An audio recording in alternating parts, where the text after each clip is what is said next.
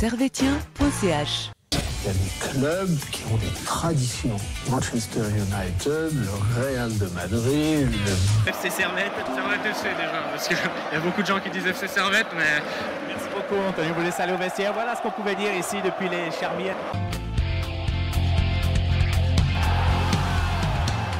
Camarades servétiens, camarades servétiennes, bonjour, bonsoir, bienvenue dans l'émission d'analyse de Servetien.ch.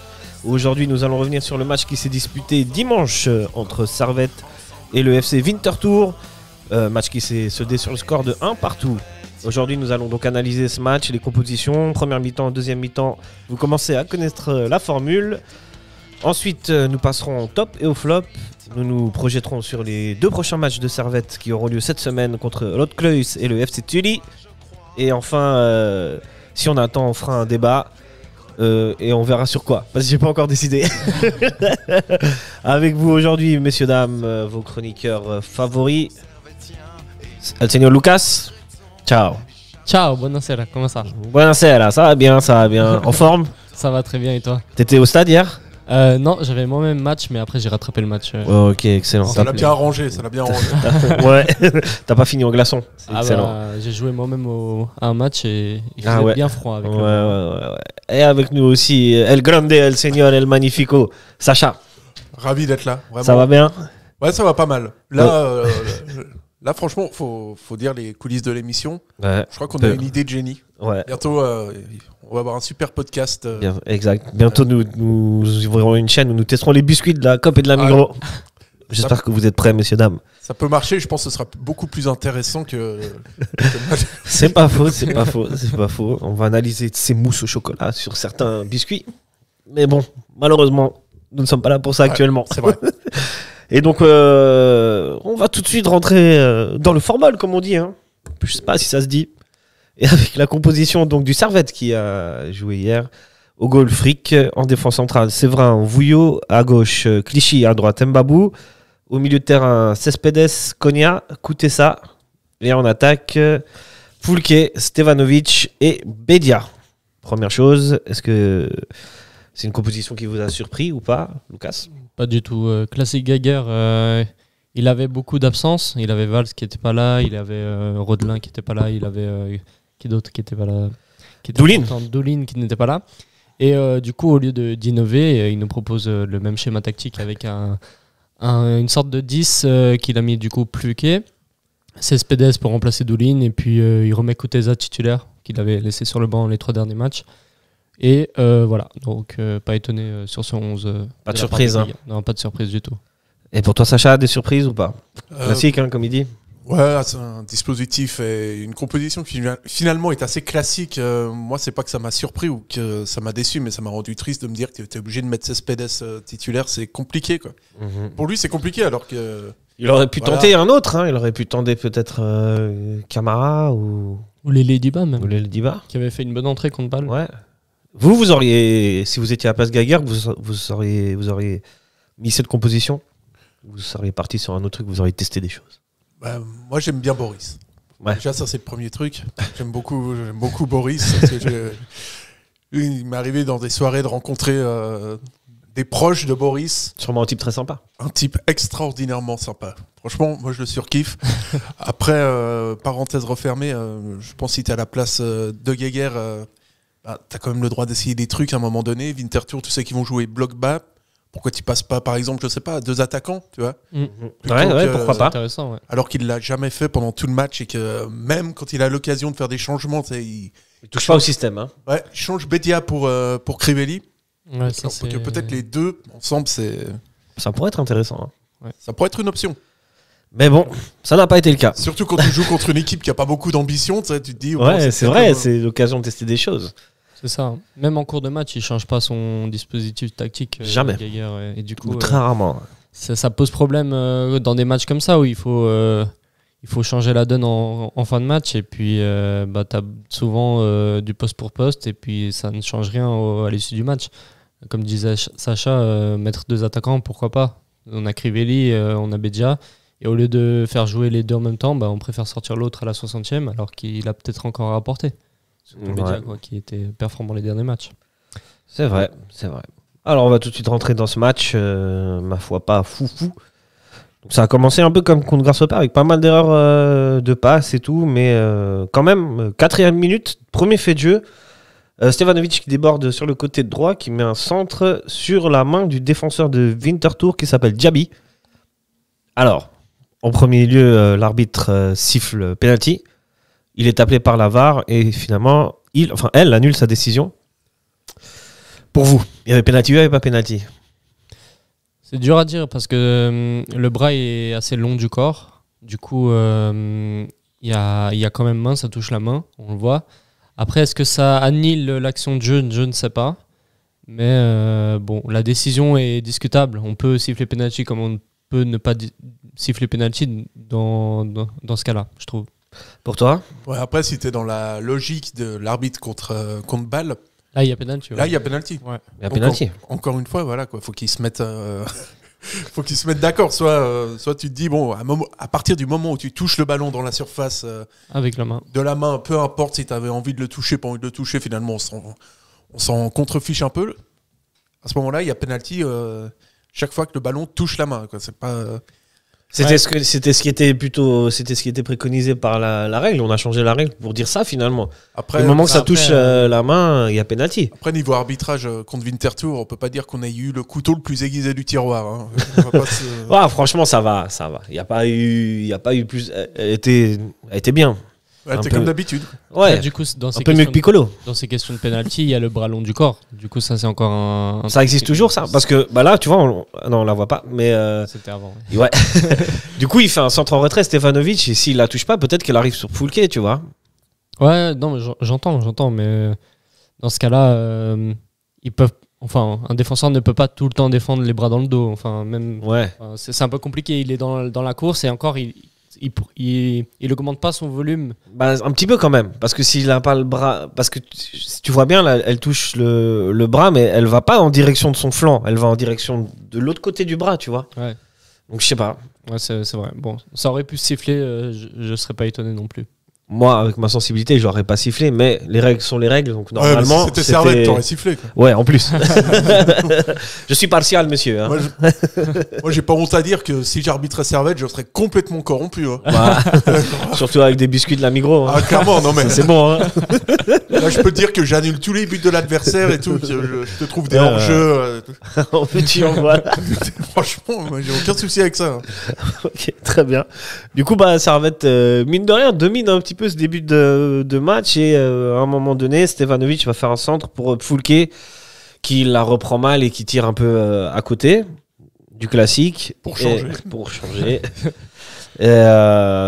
Donc, Servette domine, mais sans se montrer très très dangereux. Winterthur aura quand même eu une action.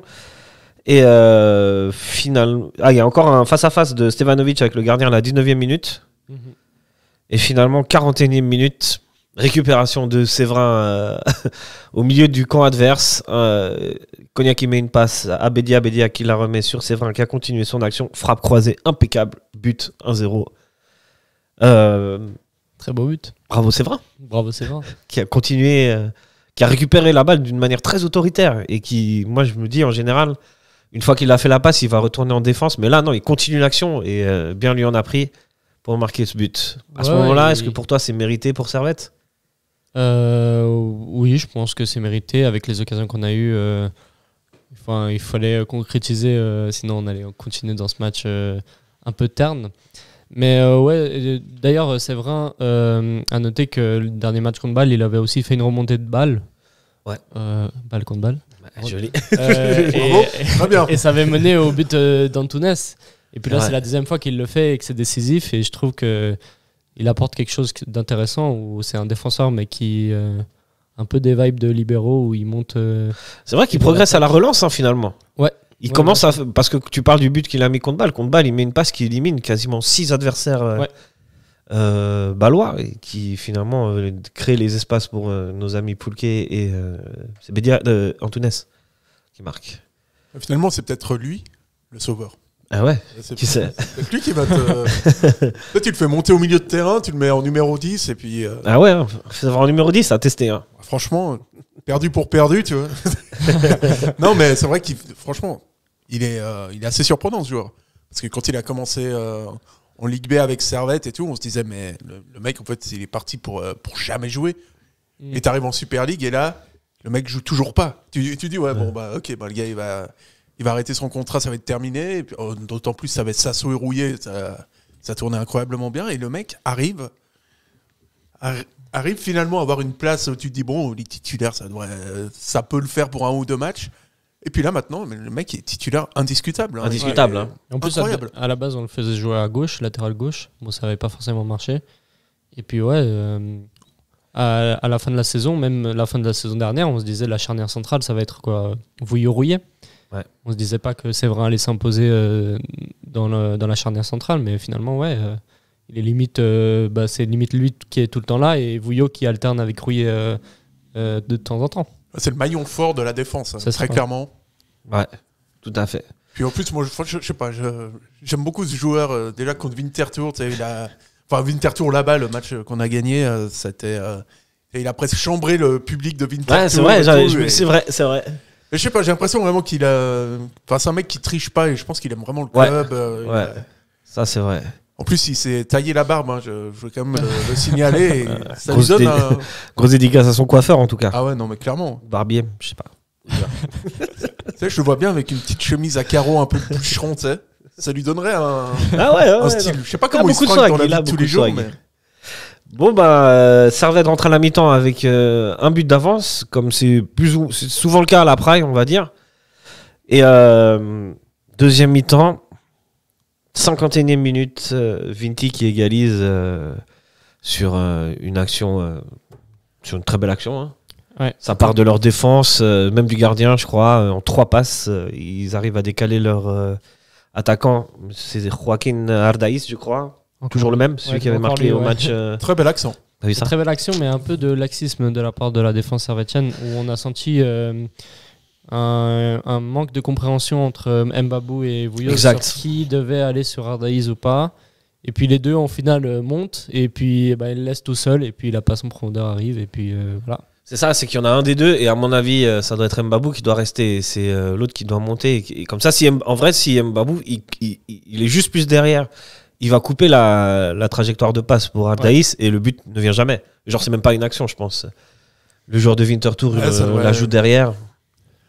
Ils se sont fait avoir tactiquement là, sur cette action-là. Ils n'étaient pas du tout là au niveau tactique. Puis c'est vrai que tu as une erreur qui... Moi, à la base, mon instinct de base, c'était de me dire ouais, Mbabou, comment il défend. Mais c'est vrai que les deux sont incriminés en fait. Ouais. Mbabou et Vouillot.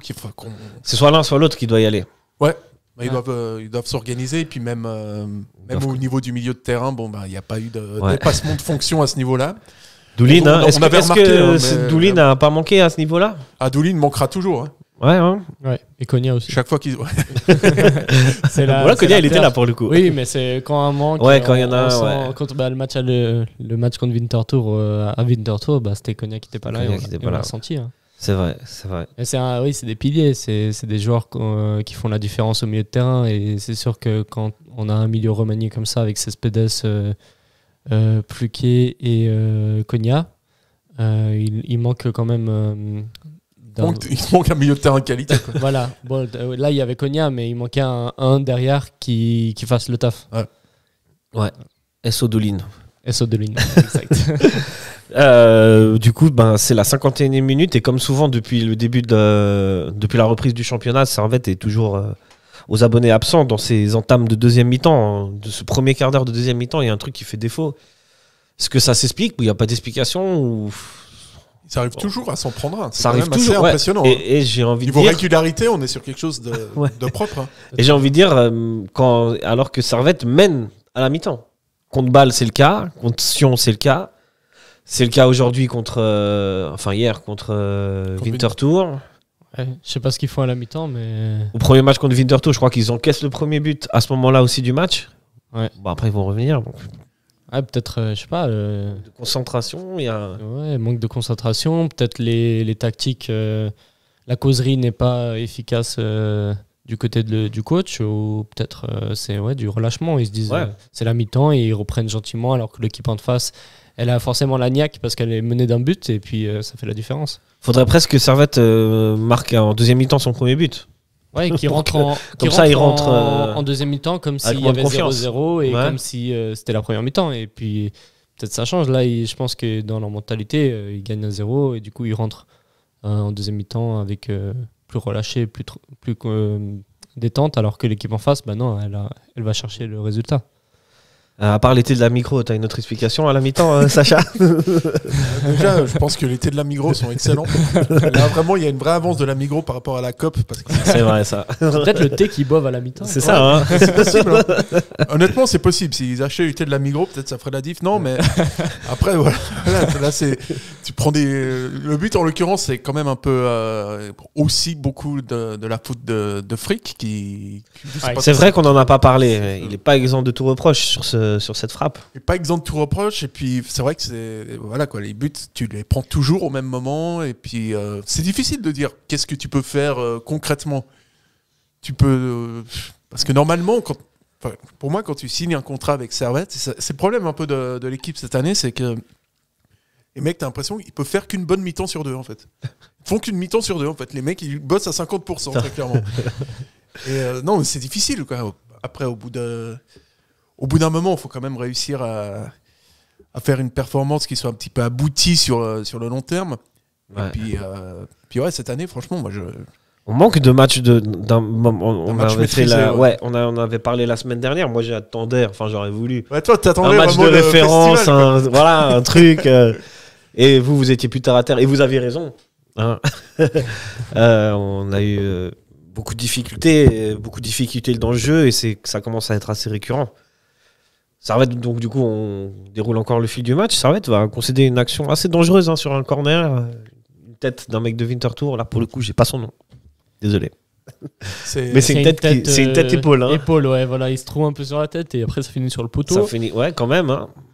On a de la chance et après... Après, par contre, c'est que des actions de Servette. Ouais. Enfin, des actions. Il y a une frappe de Koutessa à la 55e minute et il y a une jolie talonnade de Bédia à la 61e qui là vraiment avait le poids d'un 2-1. La frappe de Koutessa, peut-être pas. Elle n'est même pas dans le résumé d'ailleurs. Encore une raison pourquoi sortir Bédia. Je trouve qu'il était dans son match et tu le sors à la 60e. Ouais. C'est super tôt pour un attaquant de sortir à la 60e. Si tu sors un attaquant à la 60e, c'est qu'il a fait un mauvais match. Là, il n'avait pas fait un mauvais match.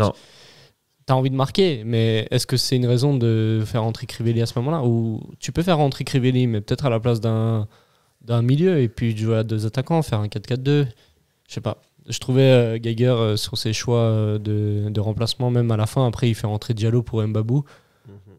Si quelqu'un a compris ce changement, sincèrement, on veut vraiment. Pour donner du temps de jeu à Diallo, je pense. On veut bien. Pour le préparer au prochain match. Je veux bien entendre qu'il avait plus d'attaquants sur le banc. Mais c'est pas parce que tu n'as plus d'attaquants que tu peux pas faire un changement offensif. Ouais, parce que là, tu fais rentrer un défenseur, tu défends à 3, tu fais monter les latéraux. Mbabou, il est bon dans son apport offensif. Et voilà, c'est des trucs à tenter. C'est pas parce que tu n'as que des défenseurs que tu dois faire du poste pour poste derrière, quoi. Donc on revient toujours au même problème, l'animation offensive et le coaching de Geiger. Est-ce que Geiger, fondamentalement, c'est un très grand tacticien? Non. C'est plutôt... Ouais. Je crois j'ai l'impression qu'on peut tous deviner quel changement il va faire et presque à quelle minute, suivant le scénario du match. C'est ça, hein. Ouais, il manquait juste l'entrée de Rodelin, tu sais. Ouais, mais il est blessé. Il est blessé, sinon il serait rentré. Il manquerait juste ça, quoi. Puis tu les as tous, ces changements. Hein, ouais. Non, faire rentrer Crivelli à la place de Bédia. À la 60e. À la 60e. Et puis après, Rodelin, il le fait tout souvent rentrer. Tu sais pas si le mec a un contrat. Enfin, si, il a un contrat, mais il le fait tout le temps rentrer alors que... Quand il est pas dans 11, ouais. Tu sais à peu près ce qu'il va faire. Il n'y a pas de surprise, ni à la composition, ni dans le coaching, ni... Ouais, c'est... Et nulle part. Je trouve que ça cette année au niveau production de jeu, puis c'est quand même assez inquiétant par rapport au nombre de points que tu fais. Il n'y a vraiment pas grand-chose sur le terrain. Ouais, là, contre Winterthur, c'était encore une fois assez criant. Et puis, ouais, même les actions, elles sont pas hyper dangereuses. En deuxième mi-temps, t'as 2 occasions, quoi. T'as 2 occasions, ouais, qui sont... Voilà, elles valent ce qu'elles valent. La grosse action, c'est celle de Bédia, mais pour le reste, on n'a pas... Il y a une frappe de Stevanovic contrée aussi, suite à une plus ou moins jolie action, mais pas grand-chose.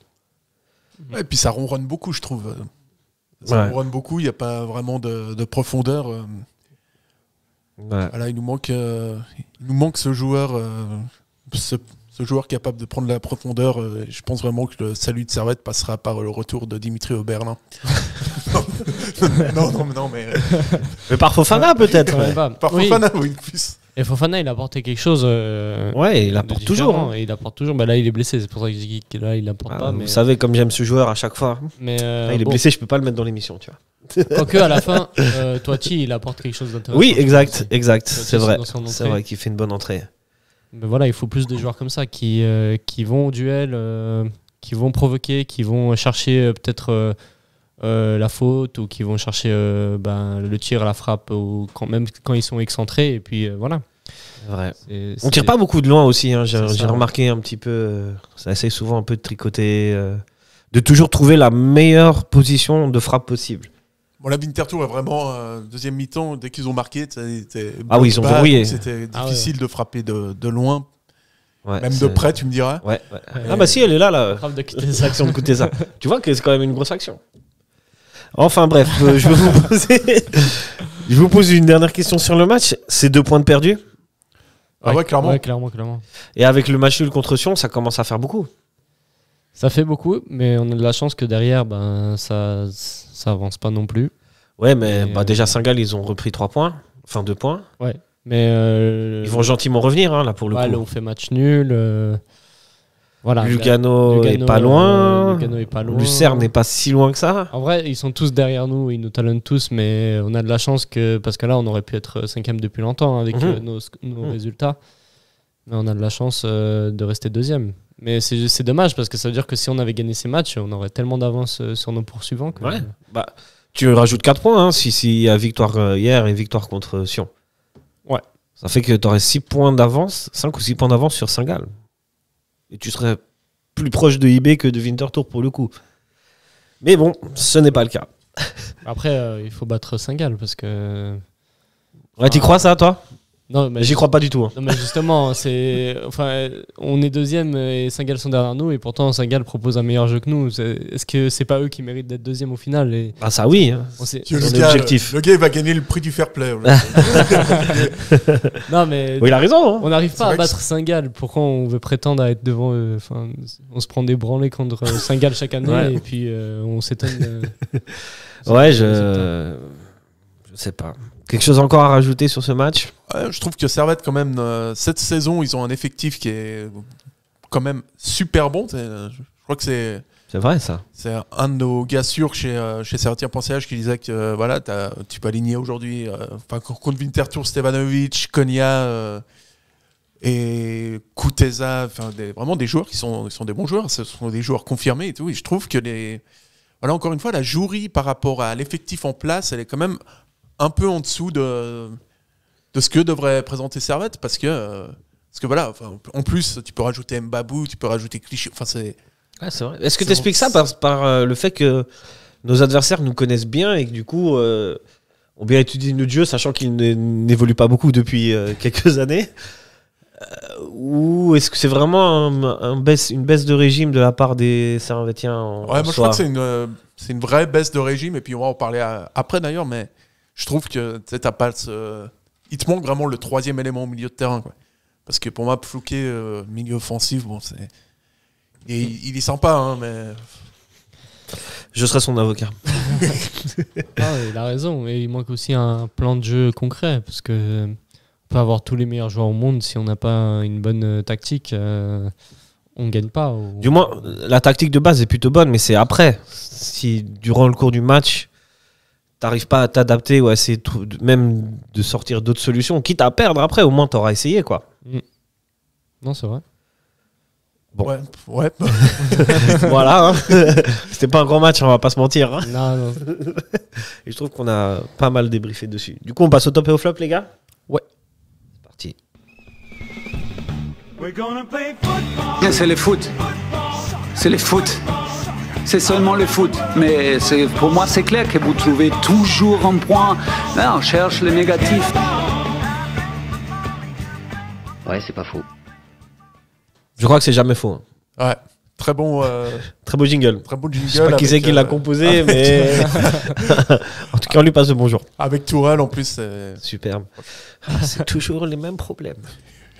Qui c'est qui veut se lancer? On commence par le top? On peut commencer par le top.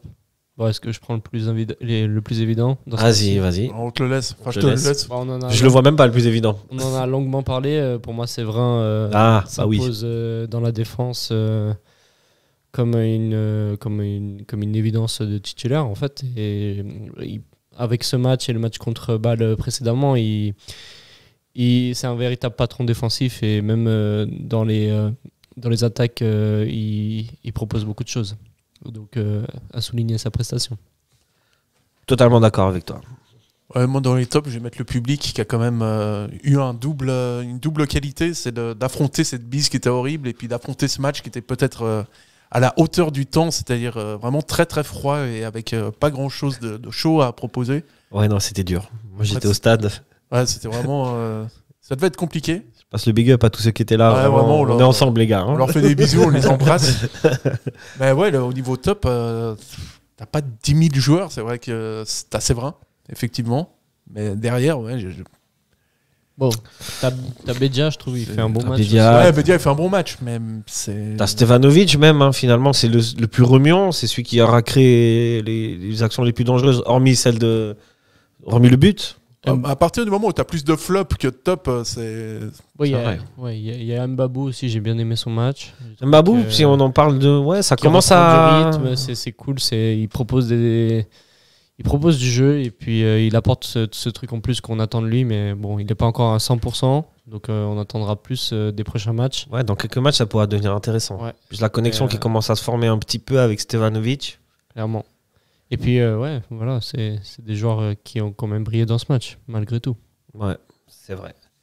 Moi, j'ai le public aussi. Top. Difficile, hein? Ouais, difficile. Quelque chose d'autre de positif à rajouter sur ce match ou on passe au flop? Les entrées de Toiti et de Camara, j'ai beaucoup aimé. Les deux. Comme quoi, on peut faire confiance aux jeunes. Les solutions, il y en a. Hein. Et des solutions, il y en a, mais bon, même s'ils ont fait un bon match, prochain match, ils vont pas jouer non plus. Enfin, c'est contre Creuse, du temps, on va voir. Si c'était un match de championnat, ils auraient pas joué. Ouais. Enfin, Geiger, ça joue, il reste hiérarchie d'abord avant qualité de jeu.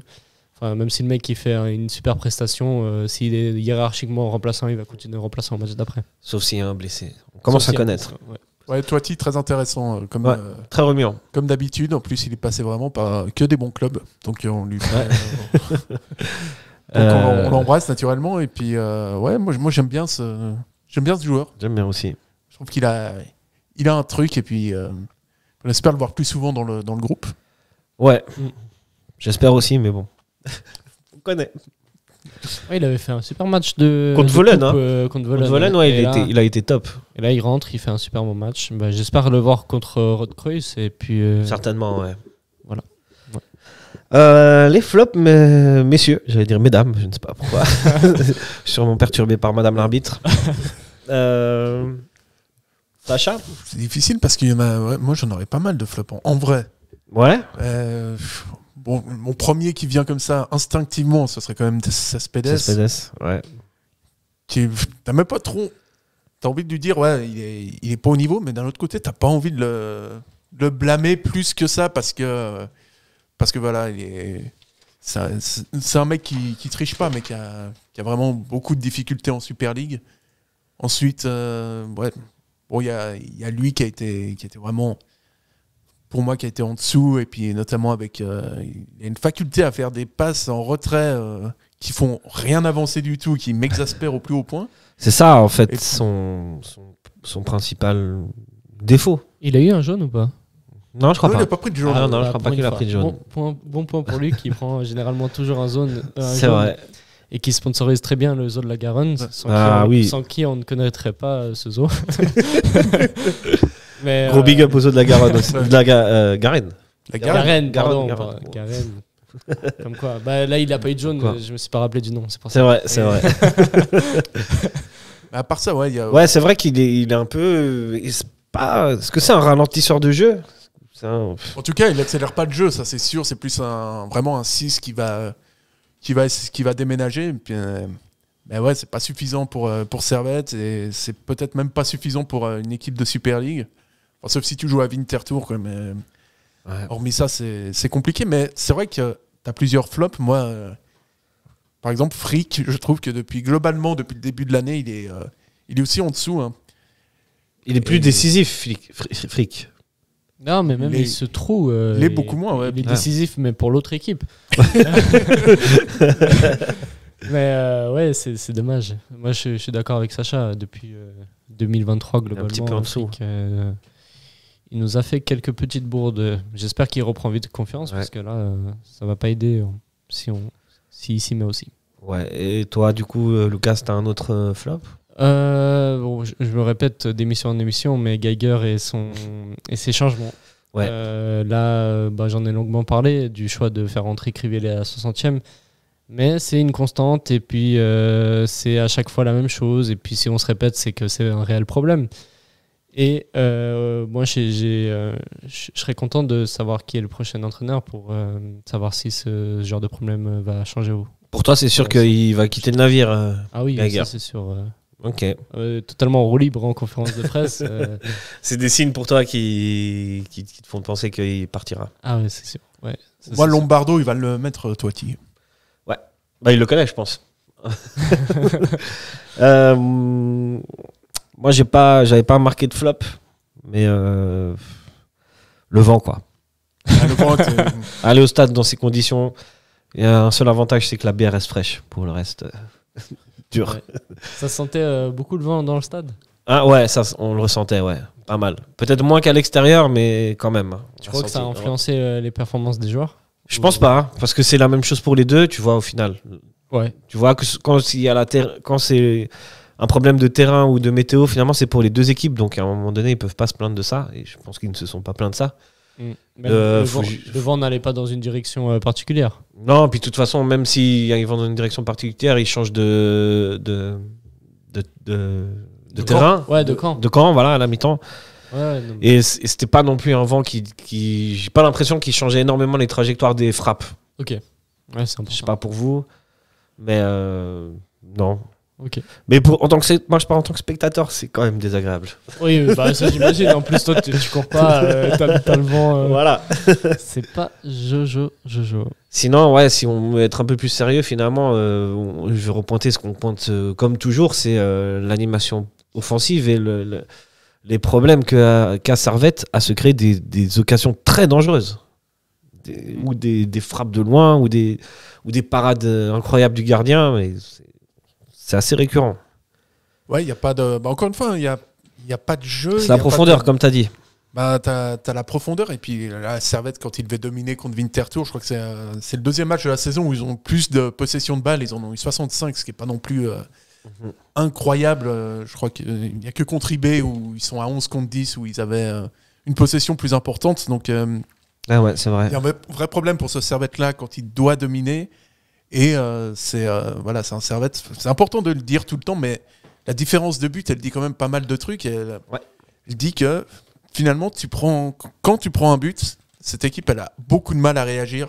Dès qu'il y a quelque chose qui merde un peu, ensuite l'équipe a systématiquement des difficultés à réagir, systématiquement des difficultés pour rebondir et pour bien rebondir surtout. Et là, on voit que c'est... Là, contre Winterthur, tu mènes 1-0, t'es tranquille, tu prends l'égalisation, et après, les mecs, ils ont parlé le Swahili pendant tout le reste du match. Non, mais tu te dis, mais c'est pas... Ouais. Là, ils ont... C'est pas possible, niveau plan de jeu, doit y avoir... quand même faire mieux avec les joueurs qui sont à disposition. Ils doivent faire mieux. L'intention y était, la réalisation un peu moins quand même. Parce qu'il y a quand même une certaine domination de Servette. Il y a une domination, mais elle est stérile. Elle est stérile, c'est ça le problème. Les passes sont pas... Winterthur, ils peuvent jouer comme ça, je pense, pendant 20 minutes encore. Hein. Ouais. Ouais.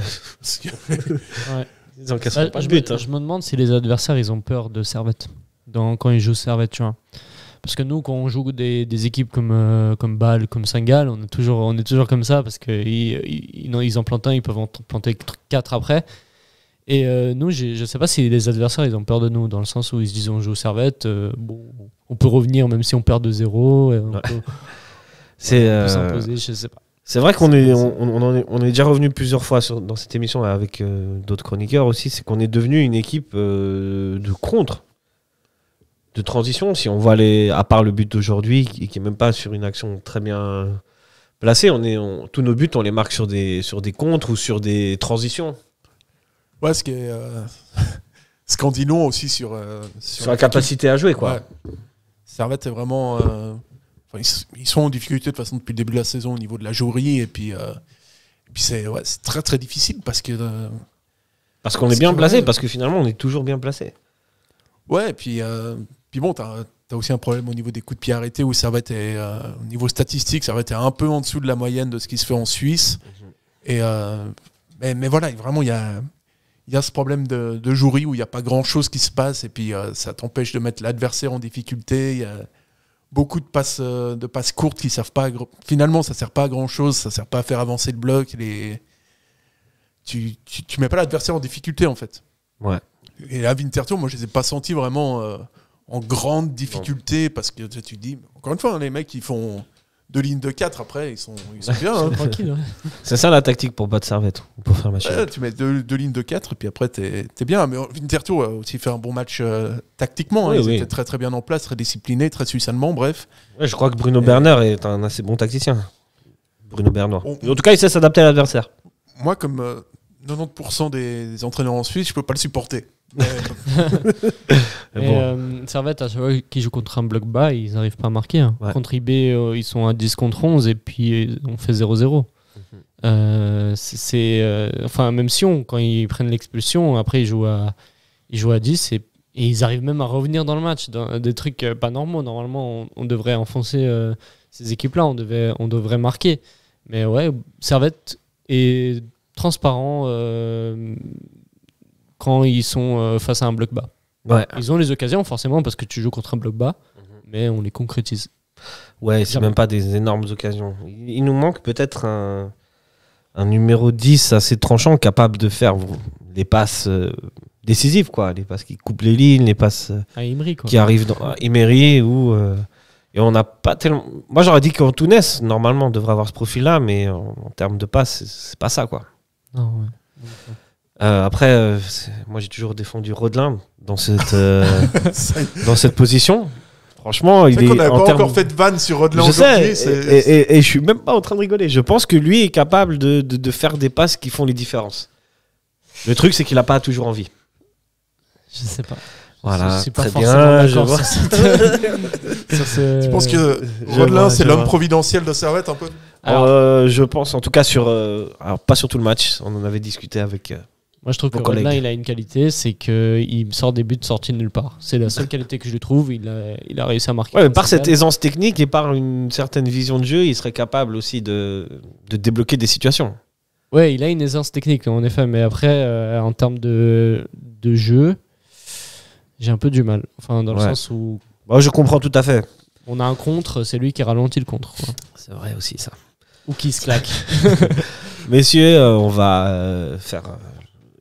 Il nous reste 5 minutes, on va faire le jugement de votre ami Foulke. Foulke, est-ce qu'il fait une bonne ou une mauvaise saison? Qui c'est qui veut se lancer? Il fait une... Est-ce qu'il est à sa place ou pas? Est-ce que... Ou sinon, je me lance? Non, bon, déjà, je pense que c'est pas un numéro 10. C'est un mec qui marque excessivement peu. Là, il a 2 buts cette saison. C'est effectivement beaucoup trop peu pour un joueur qui est censé jouer dans les 30 derniers mètres. Je trouve qu'il apporte... Geiger le disait un petit peu avant le match sans le dire, mais il t'apporte pas grand-chose au milieu de terrain en termes d'intensité. Du coup, c'est difficile pour essayer d'avoir un vrai... si tu veux 3 milieux de terrain qui travaillent vraiment, c'est compliqué avec lui en 10. Après, est-ce que c'est de sa faute? Non, c'est plutôt la faute du recrutement où là, finalement, à part Plouquet en 10, t'as Antunes en 10. Donc, au final, t'es pas tellement gagnant au change. Et puis, ouais, après, on sent qu'il a du niveau hein, dans ce qu'il fait. On sent qu'il y a vraiment un QI foot qui est intéressant, mais... Voilà, au niveau concrétisation, c'est insuffisant. Et ouais, je pense pas que la solution ce soit Plouquet en 10. Pour toi, tu partages cet avis, Lucas? Ouais, je trouve que bon, cette première saison, il a un peu le totem de c'est ma première saison, du coup j'ai le temps d'adaptation, peut-être que la deuxième saison sera qualitativement meilleure. Mais c'est vrai qu'on ressent chez ce joueur l'envie il l'a. Il va à chaque fois au duel, il va à chaque fois sur le ballon, il va encourager le public pour motiver à chaque corner, on le sent, c'est un super type. Mais en termes de ce qui pêche énormément chez lui, c'est le dernier geste.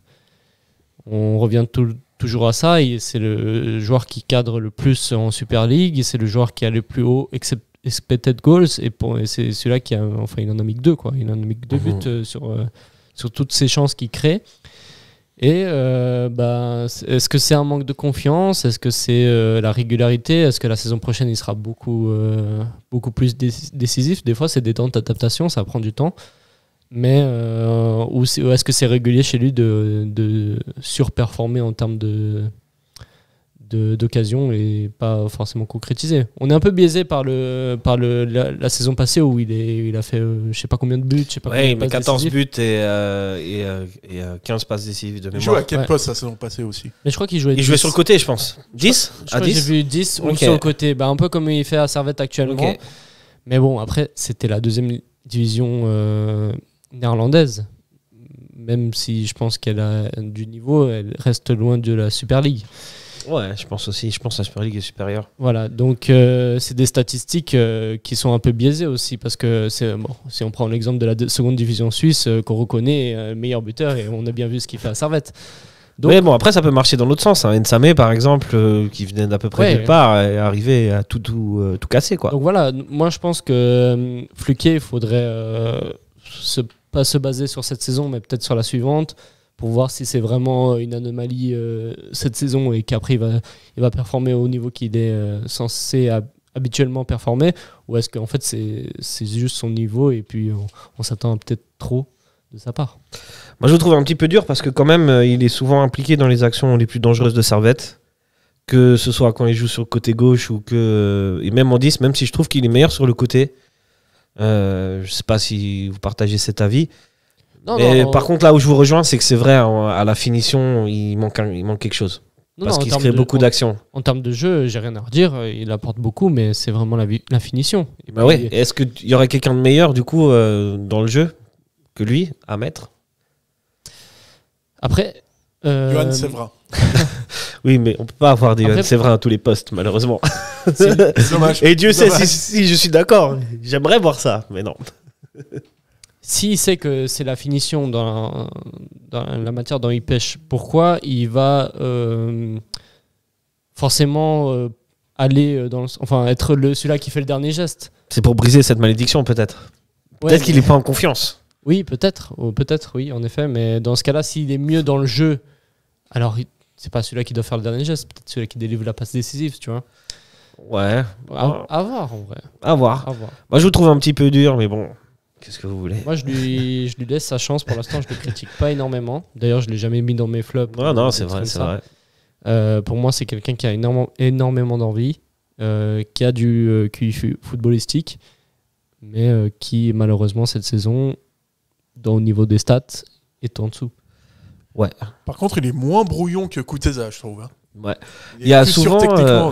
Puis le problème aussi, t'as Kuteza, puis lui qui joue finalement au même poste. Ouais, mais c'est souvent Foulke qui est mis en 10, c'est plutôt Kuteza sur le côté. Est-ce qu'on, comme prône un certain Ninassan, est-ce qu'on ne devrait pas inverser la chose? On pourrait mettre Kuteza en 10 et Foulke à gauche. Finalement, Kuteza, il a peu joué en 10. Ouais, ou alors on prend un vrai numéro 10 au mercato. Hein. Ça peut se faire aussi. Je pense pour le moment, on peut pas. C'est vrai, on manque un peu d'un numéro 10.